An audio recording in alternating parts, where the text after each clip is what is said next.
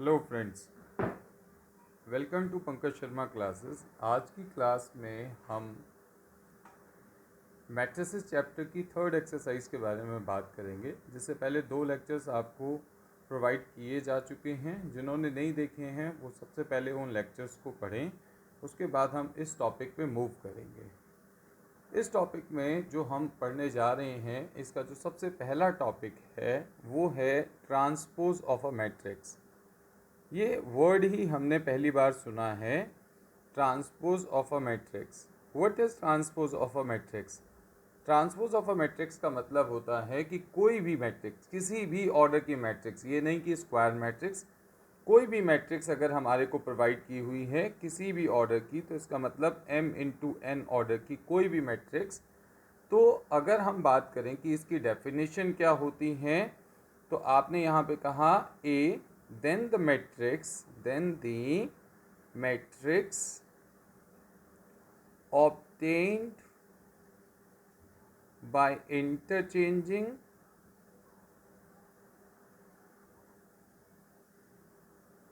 the rows and columns of a matrix is called a transpose of a matrix। Example के लिए मान लीजिए आपको किसी ने एक ए मैट्रिक्स प्रोवाइड करा दी, तो उसमें लिखा हुआ है 1 2 3 4 5 6। अगर कोई भी आपसे फाइंड आउट करने के लिए कहता है कि आप इसका ट्रांसपोज फाइंड आउट कीजिए, तो यहाँ पे हमेशा लिखा होगा फाइंड ए ट्रांसपोज, या फिर कभी भी लिखा होगा ए के ऊपर टी, कैपिटल टी। कंफ्यूज नहीं होना, हो सकता है वो कैपिटल टी लिखें या हो सकता है वो एक सिंपल कॉमा लगाएं। तो इन दैट केस जब हम बात करते हैं यहाँ पर सॉल्यूशन की, ये हमारा एक एग्जांपल हो गया। इस सॉल्यूशन में हम क्या करेंगे, आपने पहले ए लिखना है, यहाँ पे कॉमा लिखा है तो कॉमा लगा देना है, अदरवाइज ए के ऊपर टी लिखा हुआ है तो आपने टी लिख देना है। आप इस वैल्यूज़ को as it is note down कर दोगे, 1 2 3 4 5 6। उसके बाद यहाँ पे एक सिंगल कॉमा लगा देंगे, टी लिखा हुआ है तो टी लगा देंगे। अब हमारा क्या काम है कि जो हमारी फर्स्ट रो थी, अब वो हमारा फर्स्ट कॉलम बन जाएगी।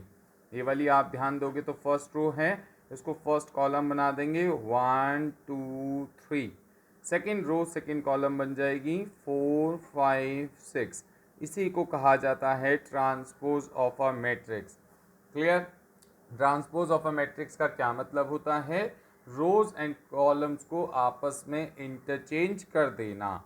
इसको रिप्रेजेंट कैसे करते हैं? ए के ऊपर कॉमा लगा देते हैं या फिर ए के ऊपर हम टी लिख देते हैं। क्लियर? अब ध्यान रखना है, ट्रांसपोज किसी भी मैट्रिक्स का किया जा सकता है। इसमें किसी भी तरीके के कोई भी ऑर्डर की रिक्वायरमेंट नहीं होती, किसी भी ऑर्डर का ट्रांसपोज हम कर सकते हैं।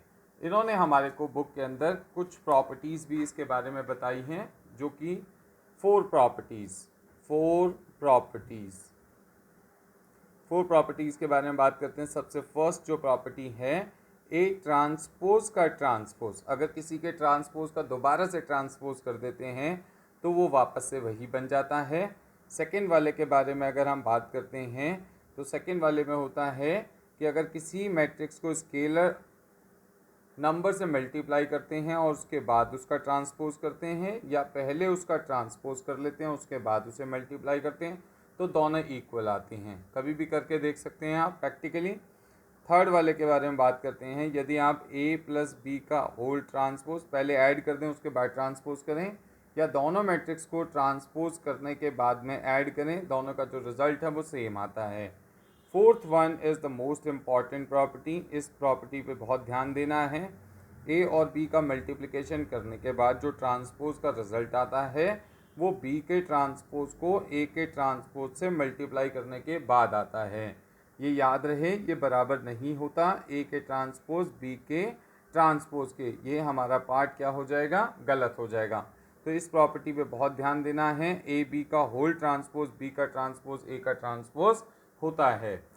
तो इस तरीके से हमारे पास में अभी तक हमने ट्रांसपोज के बारे में बात की, और ट्रांसपोज के बारे में बात सिर्फ इतनी है कि रोज़ एंड कॉलम्स को आपस में इंटरचेंज कर देना, इसमें कोई दूसरी बात नहीं है।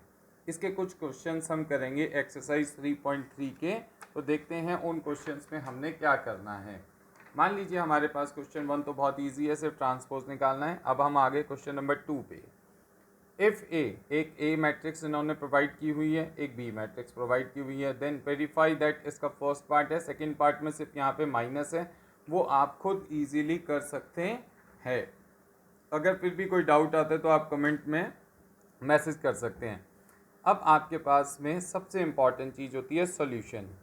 सॉल्यूशन के बारे में बात करें तो आपको ए क्या दिया हुआ है, ए दिया हुआ है आपके पास -1 5 -2 2 7 1 3 9 1।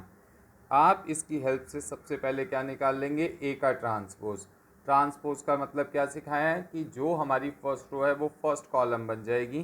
तो इसका मतलब -1 2 3 5 7 9, second row second column, third row third column, -2 1 1। Clear है भाई यहाँ तक? आगे बढ़ते हैं। आपके पास बी दिया हुआ है, बी के बारे में बात कर लेते हैं। बी आपको दिया हुआ है -4 1 1 1 2 3 -5 0 1। अब आपने यहाँ क्या करना है, बी के ट्रांसपोज की आपको ज़रूरत है तो बी का ट्रांसपोज भी निकाल लिया। फर्स्ट रो फर्स्ट कॉलम बनेगी -4 1 -5 1 2 0 1 3 1। जब आपने यहाँ पे ऐसा कर लिया तो आपके पास सबसे इम्पॉर्टेंट चीज़ आती है वेरीफाई दैट। जब भी कभी वेरीफाई वाला क्वेश्चन आता है तो आप सबसे पहले क्या करते हैं, LHS लिखते हैं। LHS में उन्होंने क्या कहा, A + B का ट्रांसपोज कीजिए। अब आपको ए और बी को आपस में ऐड करना पड़ेगा। एडिशन के लिए आपको जो प्रॉपर्टी सिखाई गई थी उसमें ये लिखा गया था कि टू ऐड 2 और more matrices order should be same. A और बी का जो ऑर्डर है वो क्या होना चाहिए, सेम होना चाहिए। तो ध्यान से देखेंगे तो दोनों का ऑर्डर सेम है, 3 × 3 का ऑर्डर है, इसमें कोई कन्फ्यूज़न नहीं है। अब अगर हम इन्हें ऐड करना चाहते हैं तो ऐड कर देते हैं, इतना डायरेक्ट हम कर सकते हैं। ऐड करेंगे इन दोनों को तो हमारे पास में क्या मिलेगा, -1 में -4 को ऐड कर देंगे तो आपके पास -5 हो जाएगा। 2 में 1 को ऐड करेंगे तो आपके पास 3। इसी तरीके से इनको ऐड कर लीजिए, -2 6 हो गया, 9 9 -1 4 2। और ध्यान देंगे तो इसके ऊपर क्या लिखा हुआ है अभी तक, ट्रांसपोज। अगर ये ट्रांसपोज लिखा हुआ है तो इसका मतलब आपने यहाँ पे क्या करना है, अब इसका ट्रांसपोज फाइंड आउट कर देना है। ट्रांसपोज जब आप फाइंड आउट करोगे तो आपकी जो फर्स्ट रो है वो फर्स्ट कॉलम बन जाएगी, -5 3 -2 6 9 9 -1 4 2। ये बात क्लियर है यहाँ तक? अब आपके पास में LHS आपका सॉल्व हो गया। जैसे ही हमारा LHS सॉल्व हो जाता है तो हम RHS की तरफ बढ़ते हैं। RHS में ध्यान देंगे आप तो RHS में लिखा हुआ है A का ट्रांसपोज + B का ट्रांसपोज। बहुत ध्यान से देखेंगे तो हमने RHS के लिए जो यूटिलाइज होने वाली चीज़ें A transpose B transpose already निकाल रखा है। A ट्रांसपोज दिया हुआ है, B ट्रांसपोज दिया हुआ है। अब हम क्या करेंगे, इन दोनों को ऐड कर देंगे। इन दोनों को ऐड करने के लिए भी इनका ऑर्डर सेम होना चाहिए। इत्तेफाक से दोनों का ऑर्डर 3 × 3 का है, इसका भी 3 × 3 का है, तो ये भी इजीली आपस में क्या हो जाएंगे, ऐड हो जाएंगे। तो -1 को -4 में ऐड करोगे तो -5 आएंगे।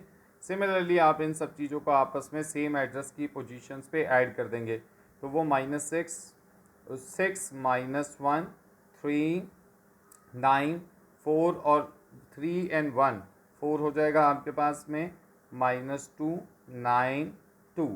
ध्यान देंगे तो आपके पास ये वाला जो रिज़ल्ट है और ये वाला रिज़ल्ट है दोनों इक्वल आ गए, जिससे हम क्या करेंगे, यहाँ पे लिख देंगे LHS जो है वो इक्वल्स टू है RHS के। हेंस प्रूव्ड कि हमारा ये प्रूफ हो गया जो उन्होंने वेरीफाई करने के लिए हमें दिया हुआ था। इसी तरीके से हम अब क्वेश्चन नंबर 3 को देखेंगे। क्वेश्चन नंबर 3 भी इन्हीं चीज़ों पर बेस्ड है। तो क्वेश्चन नंबर 3 में देखते हैं कि हमारे को क्या दिया हुआ है।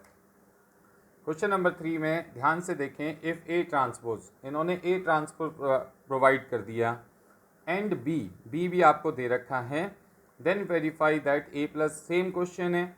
सिर्फ दिक्कत यहाँ पर ये आई कि आपके पास में यहाँ पे जब आप सॉल्यूशन के बारे में बात करेंगे तो आपको A ट्रांसपोज दिया हुआ है। A ट्रांसपोज दिया हुआ है तो इसका मतलब क्या है, 3 - 1 0 4 2 1।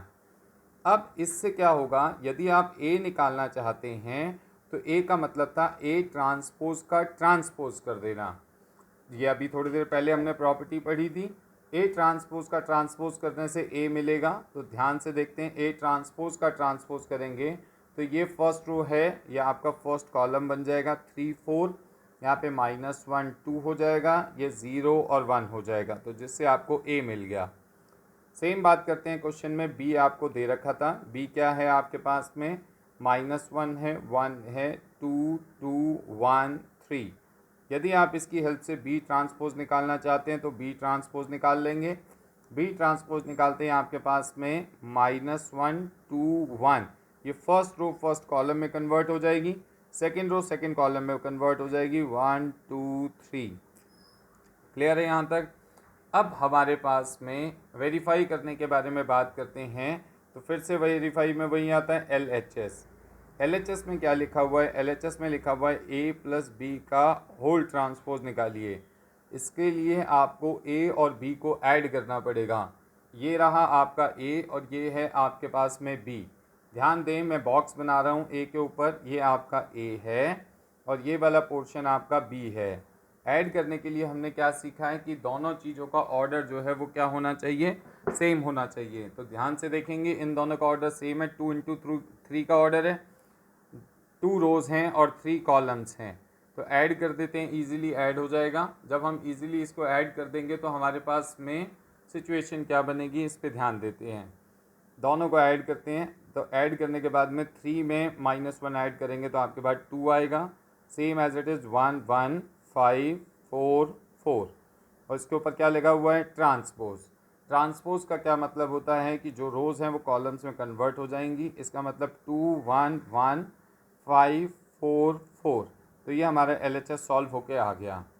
अब बात आती है आपके पास में RHS को सॉल्व करने की। RHS में लिखा हुआ है A का ट्रांसपोज प्लस में B का ट्रांसपोज।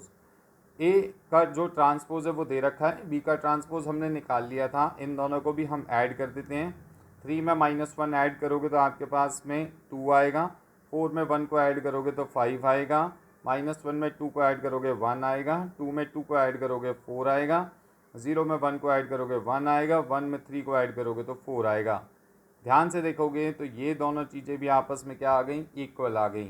तो यहाँ पर भी आपका जो LHS है वो इक्वल्स टू हो गया किसके, RHS के। Hence proved. बहुत ध्यान से करना है, जब तक आप खुद प्रैक्टिस नहीं करेंगे ये चीज़ें इतनी आसान नहीं लगती। एक दो बार प्रैक्टिस, कम से कम 2 बार प्रैक्टिस ज़रूर करें ताकि क्वेश्चंस आपसे इजीली सॉल्व हो जाएं। अब आपसे जो बात की थी हमने मल्टीप्लिकेशन वाली प्रॉपर्टी की, उस पर बेस्ड ऑन क्वेश्चन है। क्वेश्चन नंबर 4 आप खुद कर लेंगे। क्वेश्चन नंबर 5 पे आ जाते हैं। For the matrix A and B verify that A और B का प्रोडक्ट का ट्रांसपोज इज इक्वल्स टू है B का transpose multiply with the A का transpose where A and B are given. इन्होंने A दे रखा है, B दे रखा है, दोनों के ट्रांसपोज की हमारे को ज़रूरत है। तो सबसे पहले हम वही करेंगे। सॉल्यूशन में ध्यान से देखते हैं तो आपको A दे रखा है, A क्या दिया हुआ है, 1 दिया है, -4 है, 3 है। अब आप ध्यान दें तो आपके पास A का ट्रांसपोज, ट्रांसपोज का मतलब क्या होता है, ये हमारे पास में फर्स्ट रो फर्स्ट कॉलम बनेगी मतलब 1, सेकेंड रो सेकेंड कॉलम बनेगी -4, थर्ड रो थर्ड कॉलम बनेगी मतलब कि 3। A का A ट्रांसपोज आ गया।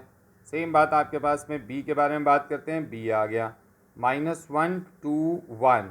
उसके बाद में यहाँ पे आपके पास में आता है B का ट्रांसपोज। B का ट्रांसपोज यहाँ पे बात करते हैं तो अब आप ध्यान से देखें, फर्स्ट रो फर्स्ट कॉलम बन जाएगी। तो आपके पास क्या हो गया, -1 2 1, दैट्स इट। अब आपको यहाँ पे जो ज़रूरत है वो किस चीज़ की ज़रूरत है, A B प्रोडक्ट निकालने की। ट्रांसपोज तो बाद में निकालेंगे, सबसे पहले आपने हैशटैग लगाया, A को B से मल्टीप्लाई करना है। अब आपने A लिखा, A आपके पास में क्या है, A आपके पास है 1 -4 3 -4 3। उसका प्रोडक्ट B से करना है तो B आपके पास में क्या है, -1 2 1, दैट्स इट।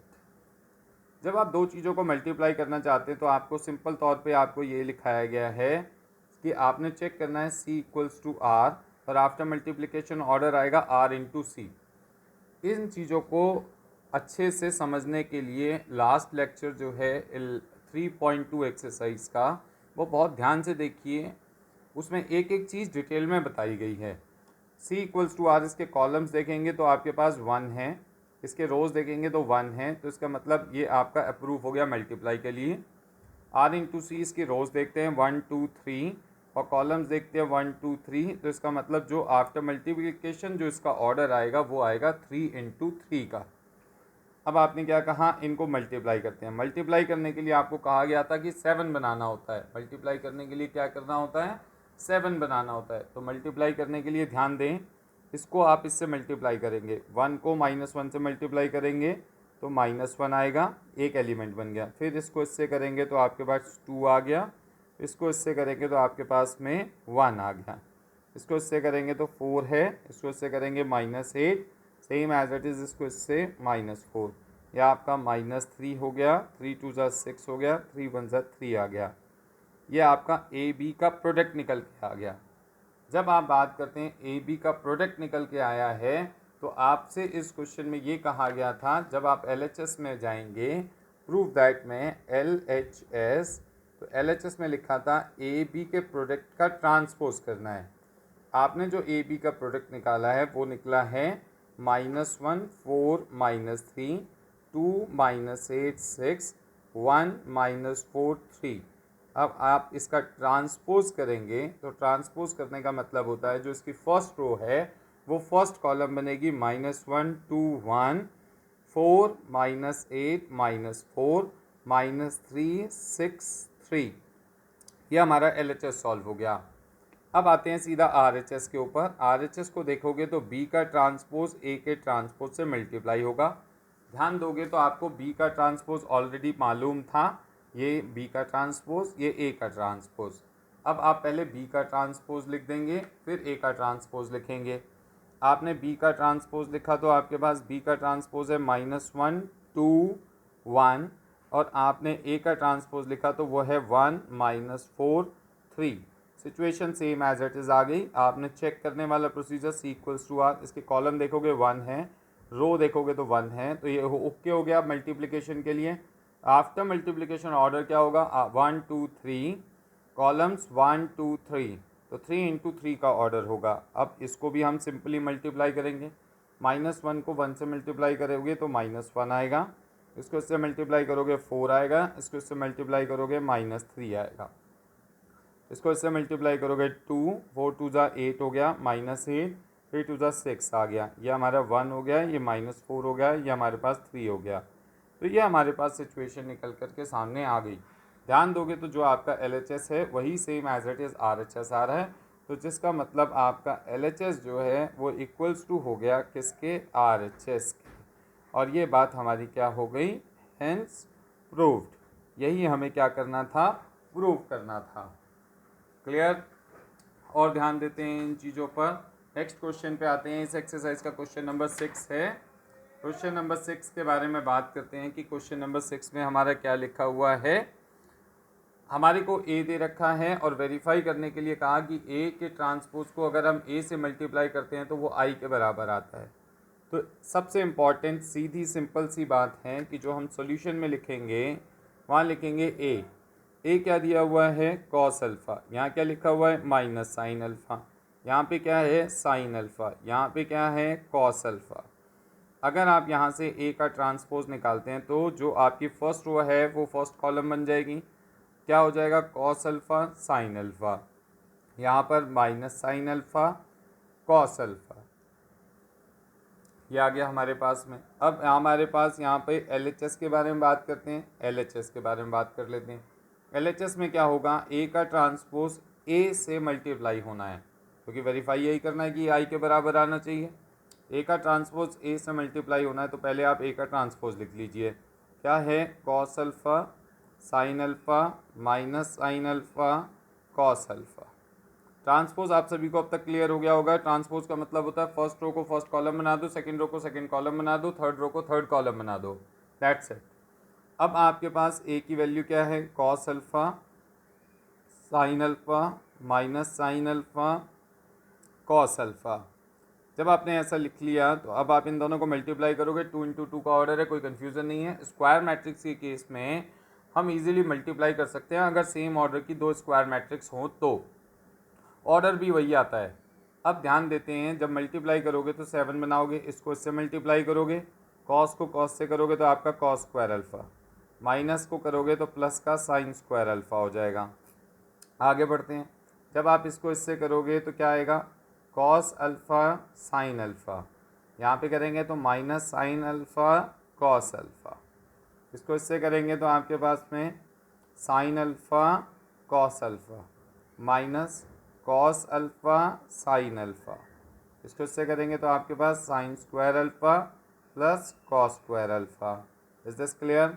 अब आप ध्यान दें, आपके पास जो सिचुएशन आई उससे ये कैंसिल हो गया, इससे ये कैंसिल हो गया। इजीली आपके पास ये 1 है, ये 0 है, ये 0 है, ये 1 है, जिसको हम किसके बराबर बोलते हैं, आई के बराबर बोलते हैं, जो कि हमारा RHS के क्या हो गया, इक्वल्स टू हो गया। That's it. आगे बढ़ते हैं। अब इसमें ट्रांसपोज की प्रॉपर्टीज़ को ही इस्तेमाल करके एक चीज़ और आती है हमारे पास में, जिसका नाम होता है सिमेट्रिक मैट्रिक्स और skew symmetric matrix.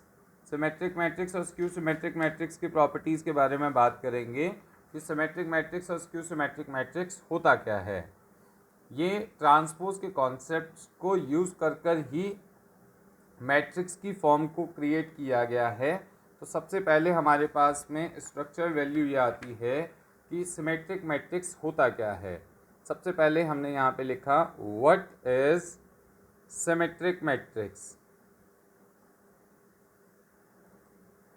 What is symmetric matrix? Symmetric matrix के बारे में बात करें तो सिमेट्रिक मैट्रिक्स का मतलब होता है ए ट्रांसपोज, किसी मैट्रिक्स का ट्रांसपोज उसी के बराबर आ जाए तो उसको सिमेट्रिक मैट्रिक्स कहते हैं। ये क्वेश्चन नंबर 1 निकला। क्वेश्चन नंबर 2 एक और चीज़ निकल के आती है, वो क्या है, what is skew symmetric matrix. Skew symmetric matrix, what is skew symmetric matrix? अगर किसी मैट्रिक्स का ट्रांसपोज उसके नेगेटिव के बराबर आ जाता है तो उसको हम स्क्यू सिमेट्रिक मैट्रिक्स बोलते हैं। इनकी डेफिनेशंस के बारे में जानने की ज़्यादा ज़रूरत नहीं है, हमसे सिंपल ये पूछा जाता है व्हाट इज सिमेट्रिक मैट्रिक्स, तो जिसका ट्रांसपोज उसी के बराबर आ जाए उसको सिमेट्रिक मैट्रिक्स कहते हैं। स्क्यू सिमेट्रिक मैट्रिक्स, जिसका ट्रांसपोज उसके नेगेटिव के बराबर आ जाए उसे हम स्क्यू सिमेट्रिक मैट्रिक्स कहते हैं। इस पे हमारे क्वेश्चन नंबर 7 NCERT एक्सरसाइज का दिया हुआ है। क्वेश्चन इस तरीके से है, show that the matrix A is a symmetric matrix. हमने कहा ठीक है, चेक कर लेते हैं। आपने यहाँ पे सॉल्यूशन लिखा, आपने ए का ट्रांसपोज निकाला,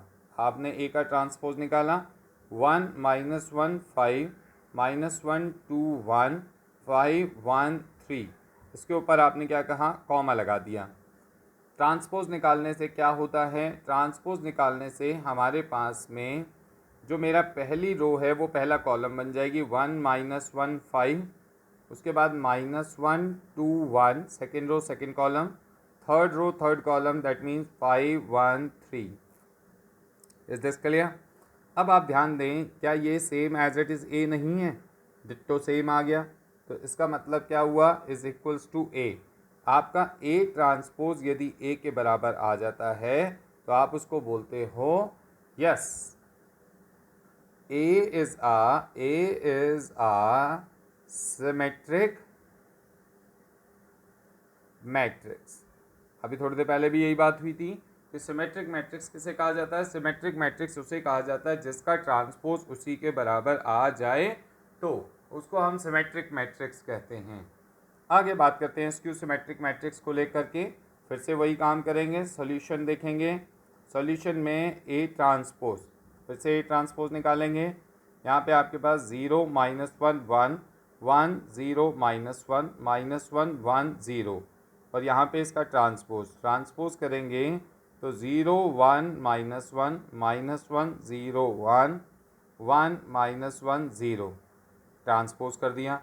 ट्रांसपोज करने के बाद मैंने क्या किया, इसमें से माइनस कॉमन ले लिया। माइनस कॉमन लेने का मतलब अंदर जितने भी एलिमेंट्स हैं सभी के साइन चेंज हो जाएंगे। चेंज कर देते हैं, 0 1 -1 -1 0 1 1 -1 0। ध्यान से देखेंगे तो आप ये एज इट इज़ ए के बराबर आ गया। अगर ये एज इट इज़ ए के बराबर आ गया तो मैं इसको -a लिख दूंगा। तो यहाँ पे अब आप क्या लिखेंगे, हेयर ए का ट्रांसपोज जो है वो नेगेटिव ऑफ ए के बराबर है। तो यहाँ पे लिख देंगे yes A is a skew symmetric matrix, symmetric matrix, this is a skew symmetric matrix. आज की क्लास में अब हम इसके लास्ट टॉपिक की तरफ बढ़ेंगे कि सिमेट्रिक और स्क्यू सिमेट्रिक मैट्रिक्स को यूज़ कर करके एक इम्पॉर्टेंट क्वेश्चन बनता है जो हमेशा एग्ज़ाम में आता है। उसमें क्या है, इसमें हमारे को बुक के अंदर थ्योरम दी हुई है कि कभी भी एक थ्योरम दी हुई है, थ्योरम 1, कि ए प्लस ए ट्रांसपोज किसी मैट्रिक्स में यदि उसके ट्रांसपोज को ऐड कर दिया जाता है तो वो हमेशा सिमेट्रिक होता है। और अगर किसी मैट्रिक्स में उसके ट्रांसपोज को सब्ट्रैक्ट कर दिया जाता है तो वो हमेशा स्क्यू सिमेट्रिक होता है, स्क्यू सिमेट्रिक होता है। याद रहे ये बात। अब हमारे को इन्होंने एक क्वेश्चन दिया जाता है कि किस तरीके से हम इसको डिफ़ाइन करें। ये थ्योरम 1 है, इसके बारे में बात करेंगे तो ये हमारी थ्योरम 2 हो गई। थ्योरम 1 में क्या है, अगर किसी मैट्रिक्स में उसके ट्रांसपोज को ऐड कर दिया जाता है तो वो सिमेट्रिक होता है। अगर किसी मैट्रिक्स में उसके ट्रांसपोज को सब्ट्रैक्ट कर दिया जाता है तो वो स्क्यू सिमेट्रिक होता है। ये डिफाइन करेंगे हम अपने क्वेश्चन नंबर 8 से। मान लीजिए आपके पास ए दे रखा है, verify that A plus A transpose is a symmetric matrix, A minus A transpose is a skew symmetric matrix. Solution पे बात करते हैं। ए आपके पास में दे रखा है 1 6 5 7। यदि आप इसका ट्रांसपोज निकालेंगे तो बहुत ईजी है, क्या हो जाएगा 1 5 6 7। फर्स्ट रो फर्स्ट कॉलम बना दी, सेकेंड रो सेकेंड कॉलम बना दी, दैट्स इट, नथिंग एल्स। अब इसके फर्स्ट पार्ट के बारे में बात करते हैं। तो आपके पास जो भी दे रखा है उसको आपने लेट कर लिया P A plus A transpose, A plus A transpose, A plus A transpose अगर आपने कर दिया तो इसके बारे में बात करें, इन दोनों को ऐड कर लेते हैं। ऐड कर लिया, 1 और 1 2 हो गया, ये 11 हो गया, ये भी 11 हो गया, ये मेरा 14 हो गया। यदि आप P का ट्रांसपोज निकालते हो तो ट्रांसपोज निकालिए 2 11, फर्स्ट रो फर्स्ट कॉलम, 11 14 11 14। ध्यान से देखोगे दोनों में कोई फ़र्क नहीं आया तो P का ट्रांसपोज P के इक्वल्स टू आ गया। Therefore P is a symmetric matrix. यही हमें प्रूव करना था कि P क्या था, A plus A transpose. A plus A transpose जो है वो क्या है, सिमेट्रिक मैट्रिक्स है। बहुत ईजी सी बात है। इसी के अगर हम सेकंड पार्ट के ऊपर जाते हैं तो सेकंड पार्ट में आपने क्या कहा, लेट कर लिया क्यू मान लिया ए माइनस ए ट्रांसपोज को। अगर ए में से ए ट्रांसपोज को सब्ट्रैक्ट कर देते, 1 में से 1 को सब्ट्रैक्ट करेंगे 0, 5 में से 6 को सब्ट्रैक्ट करेंगे -1, 6 में से 5 को सब्ट्रैक्ट करेंगे 1, 7 में 7 को सब्ट्रैक्ट कर देंगे 0। अब आपने क्या करना है, क्यू का ट्रांसपोज निकालिए। क्यू का ट्रांसपोज अगर आप निकालते हैं तो क्यू का ट्रांसपोज क्या आएगा, 0 -1 1 0। आपने माइनस कॉमन ले लिया, ये हो जाएगा 0 1 -1 0। ध्यान से देखोगे तो ये आपका माइनस क्यू के इक्वल्स टू आ गया। अगर आपका क्यू का ट्रांसपोज माइनस क्यू के इक्वल्स टू आ गया तो आपके पास में therefore Q is a skew symmetric matrix, symmetric matrix. ये क्या हो गया हमारा, एक स्क्यू सिमेट्रिक मैट्रिक्स हो गया। ये भी क्लियर कट डिफाइन हो गई चीज़ें। अब हमारे इस एक्सरसाइज का हम लास्ट टॉपिक पढ़ने जा रहे हैं। इस लास्ट टॉपिक में हम जो बात करेंगे उसको आपने ध्यान से समझना है क्योंकि ये क्वेश्चन बहुत बार एग्जाम में आता है। वो क्वेश्चन क्या है, ज़रा ध्यान देते हैं। Express the following matrix as a sum of a symmetric and skew symmetric matrix. सिर्फ इसके तरीके पे ध्यान देना। एक तरीके से मान लेते हैं, जैसे कि स्टेप्स लर्न करने वाली बात होती है, आप स्टेप्स को लर्न कर लीजिए बहुत इजीली ये क्वेश्चंस हमारे क्या होते हैं, सॉल्व हो जाते हैं। आपके पास में मान लीजिए ये क्वेश्चन दिया हुआ है, तो आपने यहाँ पे सबसे इम्पॉर्टेंट चीज़ है कि हमारे पास में सॉल्यूशन के बारे में बात करते हैं। ए एक मैट्रिक्स दिए रखी है इन्होंने, वो है 3 1 5 -1। ये हमारे पास एक स्क्वायर मैट्रिक्स हो गई। क्वेश्चन रिपीट कर रहा हूँ, express the following matrices as a sum of symmetric and skew symmetric matrix. मतलब कि ये जो मैट्रिक्स है ये सिमेट्रिक और स्क्यू सिमेट्रिक मैट्रिक्स का सम होती है। किसका सम होती है? सिमेट्रिक और स्क्यू सिमेट्रिक मैट्रिक्स का। देखते हैं क्या बात है। सबसे पहले आपने यहाँ पे इससे इसका ट्रांसपोज निकाल लेना है। ए का ट्रांसपोज निकाल लिया, वो निकलेगा 3 5 1 -1। ये हमारा इसका ट्रांसपोज हो गया। क्वेश्चन में आपने लेट करना है P is equals to half A plus A transpose. अगर A plus A transpose symmetric matrix होता है तो अगर उसको मैं हाफ से मल्टीप्लाई कर दूंगा तो वो भी सिमेट्रिक मैट्रिक्स का ही पार्ट होगा। स्टेप्स हैं, याद कर लो।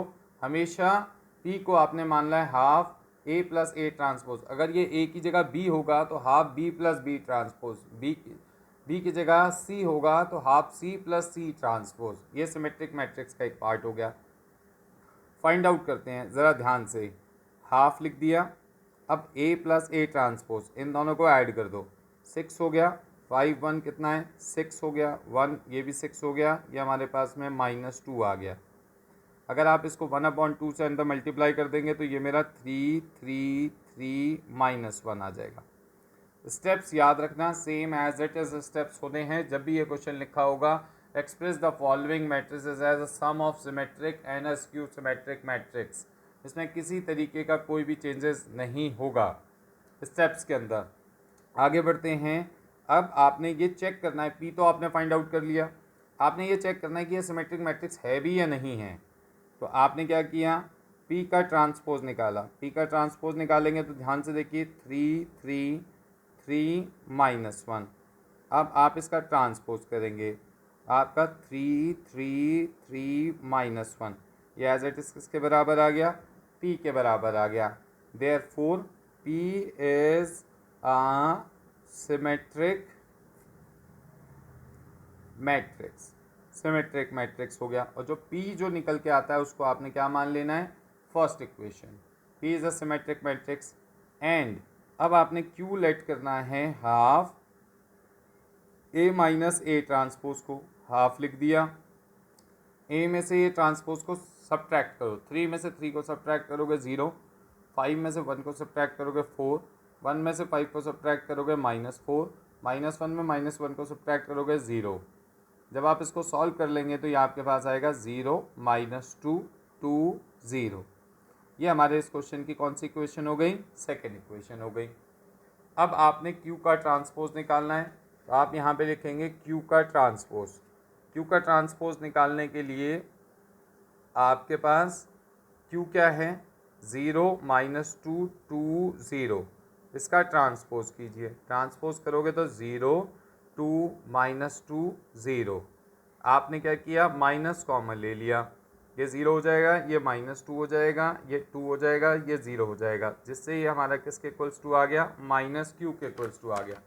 ध्यान दो, ये Q था, ये -Q के इक्वल्स टू आ गया, तो -Q हो गया। Therefore Q is a skew symmetric matrix.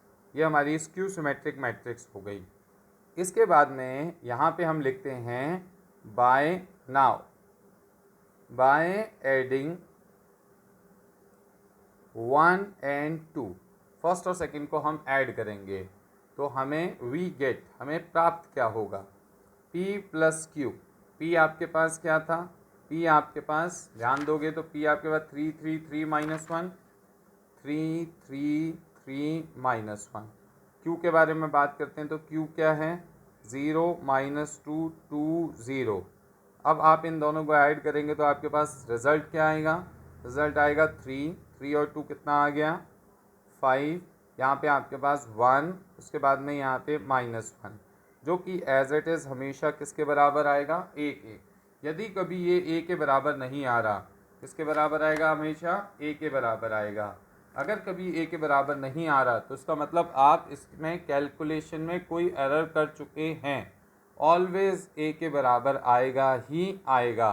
Clear है? अब यहाँ पे लास्ट में लिख देना है हेंस प्रूव्ड। ये प्रूव हो गया कि ये वाली जो मैट्रिक्स है, ये जो मैट्रिक्स है as a sum of symmetric and skew symmetric matrix है।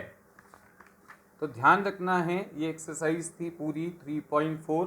आप इसकी प्रैक्टिस कीजिए, ध्यान से प्रैक्टिस कीजिए। यदि हमारा पढ़ाया हुआ आपको ठीक लगता है तो हमारे चैनल को सब्सक्राइब करें और ज़्यादा से ज़्यादा लोगों में इसको शेयर करें। अगर आपको किसी तरीके की कोई भी कन्फ्यूज़न है तो कृपया हमें कमेंट करके ज़रूर बताएं, ताकि हम आपके डाउट्स को नेक्स्ट क्लास में अच्छे से सॉल्व कर सकें। Thank you very much.